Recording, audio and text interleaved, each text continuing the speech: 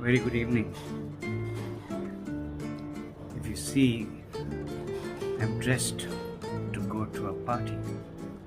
Yes, today I'm going to talk to you about the days I used to go for parties. In those days, so-called parties were at somebody's house, either for a birthday or just a normal get-together. And a bunch of friends actually getting out of their own respective homes. That was parties. So, there was a rule back then with my father, and I kept saying, a lot of the things that I talk about stems from him and his discipline. So going for parties was another thing. Those days there's not much of clubs and pubs as you have now, and liquor also was very limited, but we were getting there in terms of getting our hands on a bottle of beer or vodka or whiskey, depending on who drank what. But the fact of the matter is that wherever I was supposed to go, invariably it turned out to be somebody known to us. Okay, because the population at back then, I'm talking about 25, 30 years ago, was very limited in a small town like Hyderabad. So my dad would tell me, okay son, you're going, but I want you back by 10:30.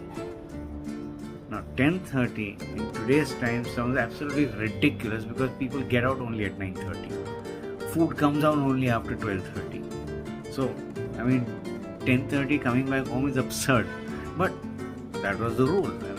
I had to follow it. So anyway, anything to get out of the house, like I said. So 8 o'clock, 8:30 maximum, either I would be dropped or somebody would pick me up and we'd go to our destination, a venue in somebody's house, and the so-called party, usual thing. In those days, we had the cassettes for music, and we'd play the old numbers in those days. I still remember Eye of the Tiger, Lose Control, some of those old beautiful numbers, and we used to dance to those. It so happened one day that dinner didn't come out, so we didn't eat, and because we didn't eat, I couldn't leave to come back on that deadline of 10:30 p.m. or what we call now as 20 to 30 hours. So I land up after one of these parties at about 11 o'clock. I ring the doorbell because I was not given the key to open the door. I ring the doorbell and my father comes and he looks at me and he says, yes?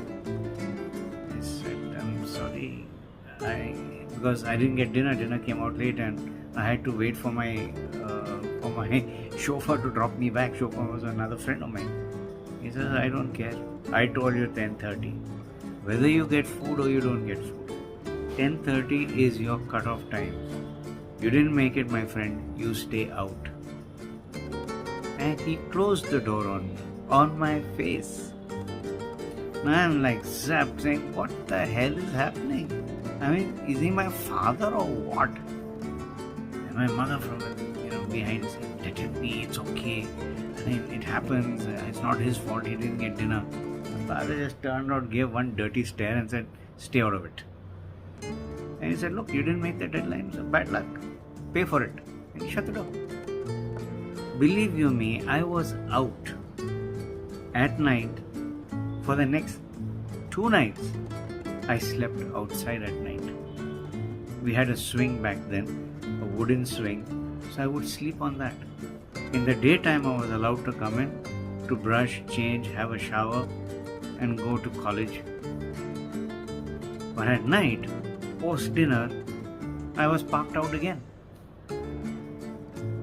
Ridiculous as it may sound and cruel as it may sound, but trust you me, this lesson remained with me for the rest of my life. It was not about being cruel, it was not about having ego battles, but it was all about instilling discipline. When you give your word, you stick to it come what may. You must know what to sacrifice and let go of in order to keep your word. It's all about building that trust with you and somebody else, that you are going to fulfill a task that has been given to you. And that was the lesson that I got. Those 2 nights, mosquitoes biting me, and I couldn't sleep.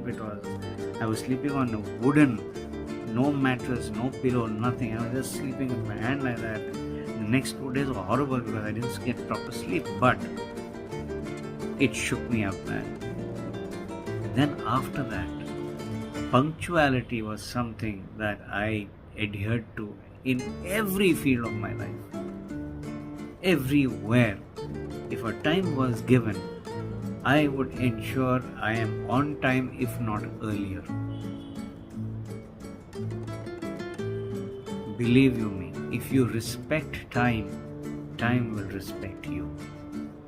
And a beautiful lesson that I got through this hard taskmaster who gave it to me, my father. So ask yourself, are you punctual? Do you adhere to time?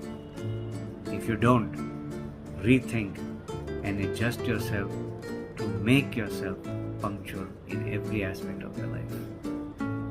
All the best.